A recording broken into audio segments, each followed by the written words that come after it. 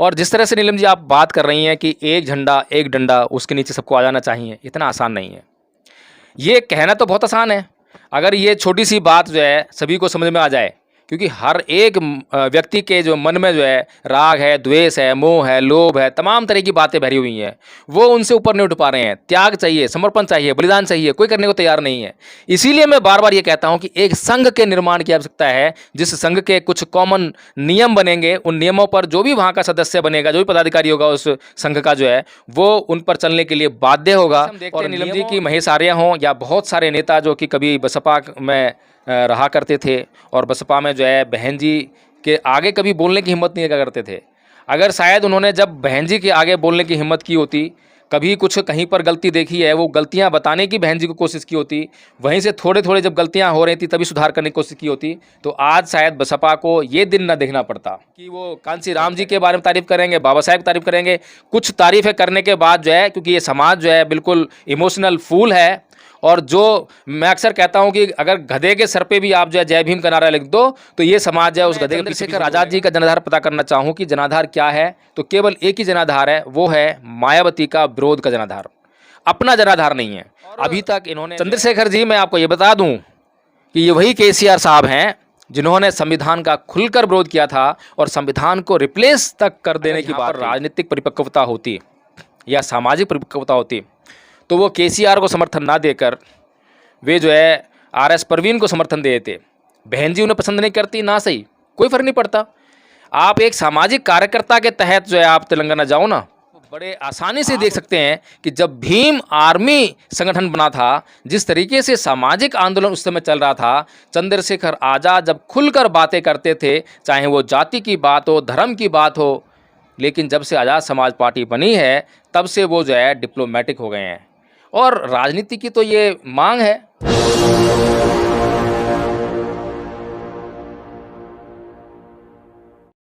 नमस्कार, आप देख रहे हैं एनबी न्यूज 24x7 नीलम बोध के साथ। साथियों, आज मैं एक बहुत ही महत्वपूर्ण मुद्दे पर चर्चा करूंगी। पिछले कई दिनों से लगातार सोशल मीडिया पर दो गुटों की बहस छिड़ी हुई है। जी हां, अगर मैं बात करूं, एक गुट वो है जो चंद्रशेखर के समर्थन में और दूसरा गुट वो है जो बहन कुमारी मायावती के समर्थन में। जी हाँ, जिस तरह से चंद्रशेखर पर हमला हुआ और हमले के बाद वो बसपा का जो गढ़ है भरतपुर राजस्थान में विशाल जनसभा को संबोधित करने जाते हैं, और जिस तरह से जंतर मंतर पर भीम आर्मी का एक कार्यक्रम हुआ और उस कार्यक्रम के बाद में चंद्रशेखर तेलंगाना के मुख्यमंत्री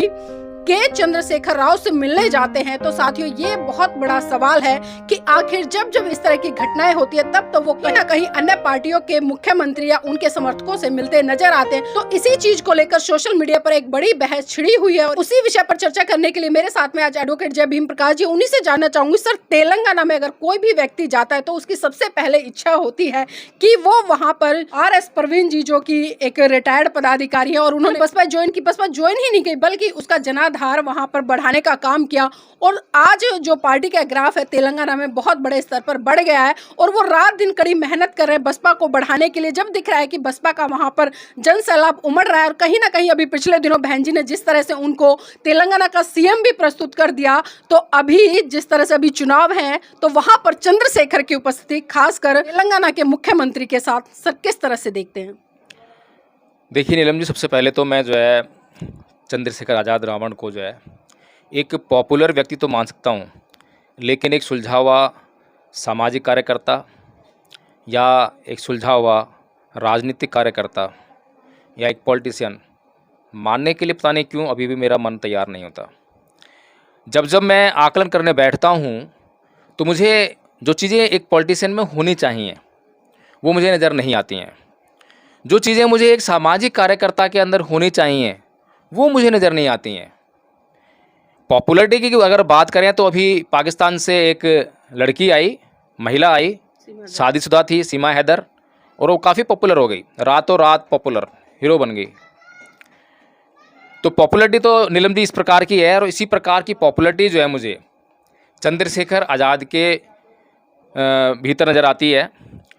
जो चंद्रशेखर आज़ाद के जो कार्यकर्ता हैं, जो समर्थक हैं, उनके अंदर क्या क्वालिटी है, वे किस लिए चंद्रशेखर आज़ाद को पसंद करते हैं। जब इस बात का आकलन हम करने की कोशिश करेंगे तो हमें वहाँ पर कुछ नहीं मिलने वाला, कोई आधार नहीं मिलने वाला। जिस कारण से बहन कुमारी मायावती जी की पॉपुलैरिटी है, क्या वही कारण चंद्रशेखर आज़ाद की पॉपुलैरिटी में है? जिस कारण से मान्यवर साहेब कांसीराम जी की पॉपुलैरिटी इस देश में विद्यमान हुई, जिस तरह से उन्होंने अपने आप को स्थापित किया, क्या वो वजह चंद्रशेखर आज़ाद की पॉपुलैरिटी में है? जिस कारण से परम पूज्य बाबा साहब डॉक्टर भीमराव अंबेडकर इस देश में पॉपुलर है, पूरी दुनिया में पॉपुलर हैं, क्या उनमें से कोई कारण चंद्रशेखर आज़ाद की पॉपुलैरिटी में आपको दिखाई देता है? जब ये सवाल मैं किसी भी चंद्रशेखर आज़ाद के समर्थक से करता हूँ तो वहाँ पर मुझे कोई भी उत्तर नहीं मिलता है। और सबसे बड़ी बात यह है कि जो विवेक का इस्तेमाल करना चाहिए, अपने समाज का उन्होंने मुद्दा उठाया, अपने समाज की जो दुख दर्द है उसको आधार बनाकर वो उन्होंने भीम आर्मी स्थापित करने का प्रयास किया, भीम आर्मी स्थापित की और तुरंत ही बहुत जल्दी उन्होंने जो है एक राजनीतिक दल भी बना लिया, आज़ाद समाज पार्टी। लेकिन उस दुख दर्द का नाम लेकर या कुछ भी कीजिए, कोई घटना घटी, उस घटना के आधार पर एक व्यक्ति जो है रातों रात पॉपुलर हो गया, बहुत पॉपुलर हो गया और उसकी पॉपुलैरिटी जो दिन ब दिन बढ़ती जा रही है। मेन मीडिया जो कभी बहुजन समाज की आवाज़ नहीं उठाती है, बहुजन समाज की बात नहीं करती है और जहाँ जहाँ बहुजन समाज की बात होती है वहाँ उनको ना दिखाने का काम करती है, वहाँ उस मेन स्ट्रीम मीडिया ने भी चंद्रशेखर आज़ाद को दिखाने का काम किया। अब ये जो पॉपुलैरिटी मिल रही है चंद्रशेखर आज़ाद को, इसका एक वाजिब या कहें कि बहुत अच्छा इस्तेमाल अगर ये व्यक्ति जो है, वास्तव में मैं कई बार ये चर्चा कर चुका हूँ, मैं चंद्रशेखर आज़ाद का विरोधी नहीं हूँ,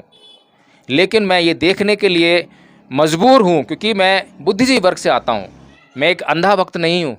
मैं कोई पॉपुलैरिटी को देखकर पॉपुलर होने के लिए या फ़ोटो खिंचवाने के लिए चंद्रशेखर आज़ाद के साथ में खड़ा होकर फ़ोटो खिंचवाऊँ या उसके मंच पर जाकर फ़ोटो खिंचवाऊँ, ये काम तो मैं भी कर सकता हूँ, कोई भी कर सकता है। लेकिन एक बुद्धिजीवी व्यक्ति को इस बात का आकलन करना ही चाहिए क्योंकि उसके ऊपर जो है अपने समाज की जिम्मेदारी होती है। उसका समाज जो है, क्योंकि वह बुद्धिजीवी व्यक्ति है,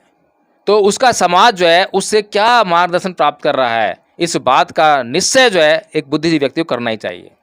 तो जब मैं ये देखता हूँ कि चंद्रशेखर रावण पॉपुलर हो गया है, आज उसके पीछे बहुत लंबी चौड़ी भीड़ है, क्या उसने अपनी इस पॉपुलैरिटी को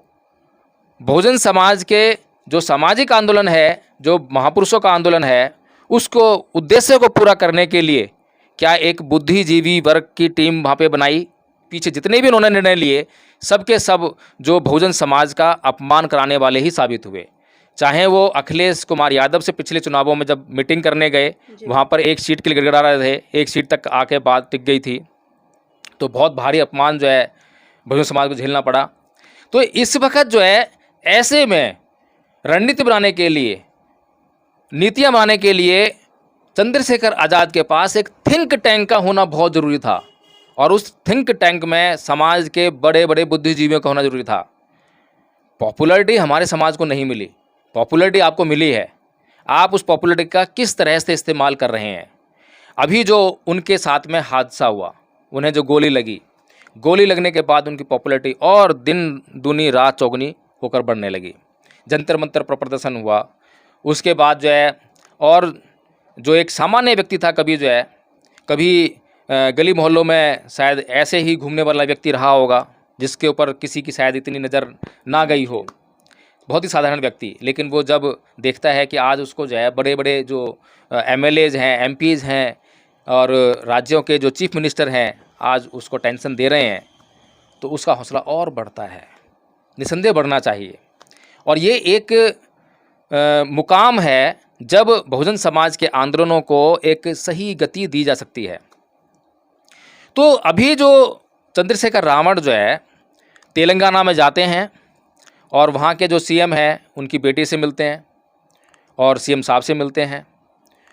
जो कि बहुजन समाज के आंदोलनों के विपरीत विचार रखते हैं। उनकी विचारधारा बहुजन आंदोलन की विचारधारा के विपरीत है। सर चुनाव के लिए समर्थन भी किया है खुले तौर पर चंद्रशेखर आज़ाद ने वहाँ पर? जी बिल्कुल करेंगे, क्योंकि उनको खुद भी तो समर्थन चाहिए। जब वो इस पोजीशन में होंगे कि जब चुनाव लड़ सकें तो उनको भी समर्थन चाहिए होगा, वो भविष्य की बात है। फिलहाल वो अभी किसी को समर्थन कर रहे हैं। फिलहाल जो है मुझे कोई भी किसी भी प्रकार की परिपक्वता, राजनीतिक परिपक्वता हो चाहे सामाजिक आंदोलन की परिपक्वता हो, वो मुझे चंद्रशेखर आज़ाद के भीतर दिखाई नहीं देती है। और आप बड़े आसानी से देख सकते हैं कि जब भीम आर्मी संगठन बना था, जिस तरीके से सामाजिक आंदोलन उस समय चल रहा था, चंद्रशेखर आज़ाद जब खुलकर बातें करते थे, चाहे वो जाति की बात हो, धर्म की बात हो, लेकिन जब से आज़ाद समाज पार्टी बनी है तब से वो जो है डिप्लोमेटिक हो गए हैं। और राजनीति की तो ये मांग है, राजनीति की पहली मांग ये है कि you have to be diplomatic. आपको जो है डिप्लोमेटिक होना ही पड़ेगा, आपको नीतियों पर चलना पड़ेगा, जिस नीति से आपका भला होता हो उसको अपनाना पड़ेगा। तो नीलम जी, जैसे आपने बात कही है कि उन्होंने जो है केसीआर को समर्थन दिया है, अगर यहाँ पर राजनीतिक परिपक्वता होती या सामाजिक परिपक्वता होती तो वो केसीआर को समर्थन ना देकर वे जो है आरएस परवीन को समर्थन दे देते। बहन जी उन्हें पसंद नहीं करती ना, सही, कोई फ़र्क नहीं पड़ता। आप एक सामाजिक कार्यकर्ता के तहत जो है आप तेलंगाना जाओ ना। आप अगर चुनाव लड़ रहे हैं तो आपको अपने चुनाव का आधार बताना पड़ेगा, आपको सारे सीटों पर चुनाव लड़ना पड़ेगा। या तो आप ये तय कीजिए कि मैं इंडिपेंडेंट बिल्कुल जो है चुनाव लड़ रहा हूँ। अगर आप चुनाव नहीं लड़ रहे हैं तो आप किसको समर्थन कर रहे हैं? आप तो खुले में खुला जो है केसीआर को समर्थन कर रहे हैं। तो क्या केसीआर की विचारधारा जो है आपके सामाजिक आंदोलन की विचारधारा है? क्या केसीआर ने कभी समाज के लिए आंदोलन किया है? कभी समाज की आवाज़ उठाई है क्या? और चंद्रशेखर जी, मैं आपको ये बता दूं कि ये वही केसीआर साहब हैं जिन्होंने संविधान का खुलकर विरोध किया था और संविधान को रिप्लेस तक कर देने की बात कही थी। तो नीलम जी, मैं ये समझता हूँ कि चंद्रशेखर आज़ाद जो है अभी राजनीति के लिए बहुत ही अपरिपक्व हैं। और जो त्याग, समर्पण और बलिदान चाहिए होता है, चाहे वो राजनीतिक आंदोलन हो चाहे वो सामाजिक आंदोलन हो। मान्यवर साहब कांसी राम जी बीजेपी इस समाज की सबसे बड़ी दुश्मन पार्टी से जो है अलायंस करते हैं, लेकिन उसके बावजूद भी कभी उनसे मार नहीं खाते हैं, बल्कि उनको धराशायी करने का काम करते हैं। उसके पीछे लेकिन आपका जो है एक जनाधार था। लेकिन अगर मैं चंद्रशेखर आज़ाद जी का जनाधार पता करना चाहूँ कि जनाधार क्या है, तो केवल एक ही जनाधार है, वो है मायावती का विरोध का जनाधार, अपना जनाधार नहीं है। अभी तक इन्होंने जो है अपने समर्थकों को डिसिप्लिन करने अभी शुरू नहीं किया है, किसी भी प्रकार का कैडर जनरेट नहीं किया है, किसी भी प्रकार का, ना तो ये खुद कैडर देते हैं, ना ही इन्होंने कोई ऐसी टीम तैयार की है जो जगह जगह गांव-गांव जाकर जो है लोगों को कैडर देने का काम कर रही है। जो भी बसपा का कैडर था, जो बसपा के द्वारा तैयार किए गए लोग थे, उन्हीं पर अभी जो है चंद्रशेखर आज़ाद जी केवल उनकी फीलिंग्स को एनकैश करते हुए कि इस समाज की इन लोगों की फीलिंग्स हैं डॉक्टर अंबेडकर के प्रति, मान्यवर साहब कांसी राम जी के प्रति, बहुजन विचारधारा के प्रति, बस वही बातें समाज, मैंने अक्सर उनको जो है बस वही बातें, वही राग अलापते हुए मंचों से देखा है कि वो कांसी राम जी के बारे में तारीफ़ करेंगे, बाबा साहेब की तारीफ़ करेंगे। कुछ तारीफ़ें करने के बाद जो है, क्योंकि ये समाज जो है बिल्कुल इमोशनल फूल है, और जो मैं अक्सर कहता हूं कि अगर गधे के सर पे भी आप जो है जय भीम का नारा लिख दो तो ये समाज है उस गधे के पीछे पीछे भी हो, वही हाल जो मुझे आज जो है चंद्रशेखर रामार्ज जी का दिखाई देता है। सर, एक बात और जानना चाहूँगी, क्योंकि जिस तरह से अभी मैं देख रही हूँ कि बहुजन समाज पार्टी में चाहे मंत्री रहे हो, एमएलसी रहे हो, कई तमाम नेता ऐसे निकल कर आए हैं जो खुलकर बहन जी का विरोध कर रहे हैं। और खासकर अभी जिस तरह से महेश आर्या जी, जो कि एमएलसी भी रहे हैं, सांसद भी रहे हैं, और पहले आज़ाद समाज पार्टी ज्वाइन की थी, इस पर क्या कहना चाहेंगे सर? क्योंकि जब तक बीएसपी में रहते तो मुँह बांध कर रहते हैं, बहन जी की बहुत तारीफ करते हैं, कांसी राम जी की तारीफ करते हैं, लेकिन जब पार्टी से बाहर चले जाते हैं तो उन्हीं की आलोचना करते नजर आते हैं। देखिए, बसपा में जो है बहुत सारी बुराइयां उत्पन्न हो गई हैं, मैं इस बात से इनकार नहीं करता हूं, लेकिन एक बुरे आदमी को आधार बनाकर हम अपने आप को अच्छा साबित नहीं कर सकते। और अक्सर जो है हम जो है हिंदुओं को ये चर्चा करते हुए सुनते हैं, ये बहस करते हुए सुनते हैं, देखते हैं। अक्सर हिंदू कहते हैं कि भाई वो जो आप जो है मतलब मुसलमानों का विरोध नहीं करते हो, मुसलमानों में भी चमत्कार है, ईसाइयों में भी चमत्कार है। अब सवाल ये उठता है कि क्या चमत्कारों में विश्वास करना, अंधविश्वास को मानना, पाखंड को मानना क्या अच्छी बात है? अरे आप अपने भीतर की बात कीजिए ना कि हिंदू धर्म में ये पाखंड है, ये अंधविश्वास है, ये चमत्कार है जो कि मनुष्यता के लिए नुकसानदायक है। चंद्रशेखर आज़ाद को चाहिए कि वो अपना वजूद पैदा करे, और अपना वजूद जिस दिन पैदा होने लगेगा उस दिन उसकी राजनीति में, सामाजिक आंदोलनों में गहराई आने लगेगी। इस तरह से हम देखते हैं नीलम जी कि महेश आर्या हों या बहुत सारे नेता जो कि कभी बसपा में रहा करते थे और बसपा में जो है बहन जी के आगे कभी बोलने की हिम्मत नहीं करते थे। अगर शायद उन्होंने जब बहन जी के आगे बोलने की हिम्मत की होती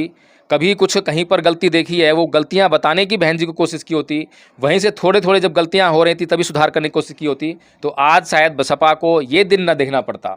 और ये जो महेश आर्या जी जो हैं, जो आज पहले क्या नाम है बसपा को छोड़कर जो है आज़ाद समाज पार्टी को ज्वाइन किया, उन्होंने जो है आज़ाद समाज पार्टी को छोड़ते वक्त उन्होंने जो है चंद्रशेखर आज़ाद की बुराई की कि इसके अंदर ये कमियां हैं। इसी तरह से जो है अब जिस पार्टी में वो गए हैं, मुझे समझ में नहीं आता कि उस पार्टी में उनको क्या मिलने वाला है, क्या लेने के लिए गए हैं। अगर वो वहाँ से एमएलए बन जाएं, एमपी वहाँ जाकर वे जो है किस तरह से अपने समाज का भला करेंगे, या फिर आज तक वो बसपा में रहकर बसपा से गद्दारी कर रहे थे, जो कि उनकी आइडियोलॉजी में बहुजन विचारधारा थी ही नहीं कभी। या तो वो व्यक्ति आएगा, या तो जिसको पता हो कि हाँ यहाँ से अब मैं जो है इस जो भारतीय जनता पार्टी है इसमें मैं जा रहा हूँ, यहाँ मैं एमएलए बन जाऊँगा, एमपी बन जाऊँगा और अपने समाज के हित में काम करूँगा, तब तो बात समझ में आती हो। लेकिन आपको ना तो एमएलए बन सकते हो आप जो है, ना एमपी बन सकते हो, क्योंकि आपके पास जो है वो पॉपुलैरिटी या वो क्षमता नहीं है जिससे देखकर जो है पार्टी आपको जो है एमएलए या एमपी का टिकट देगी। सर, जाते जाते आखिरी सवाल लेना चाहूँ, क्योंकि अभी 2023 के लास्ट में दिसंबर नवंबर में 4 राज्यों में चुनाव वो की घोषणा भी हुई नहीं है, चुनाव है, और उसके बाद में मार्च या अप्रैल में 2024 में लोकसभा के चुनाव होने। तो कहीं ना कहीं आपको ये नहीं लगता कि जितने भी बहुजन नेता हैं उनको एक साथ आकर एक झंडे, एक बैनर के नीचे काम करना चाहिए, ताकि वो देश में अपनी सत्ता हासिल कर सके और अपने लोगों के हक अधिकार उन्हें लौटा सके? देखिए नीलम जी, अभी तो मुझे जो है भारत के अंदर बहुजन राजनीति की जड़ें जो हैं वो स्थायी दिखाई नहीं दे रही हैं। ये जो बुद्धिजीवी वर्ग है जिसके कंधों पर समाज को मार्गदर्शन देने का भार है, ये बुद्धिजीवी वर्ग जिसको एक बहुत बड़ा काम करना चाहिए था।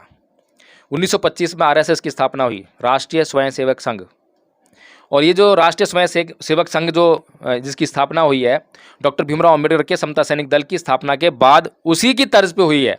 और जो बाबा साहेब ने समता सैनिक दल की स्थापना की थी, उसको जो बुद्ध का जो भिक्खु संघ था उसकी तर्ज पे उन्होंने उसकी स्थापना की थी।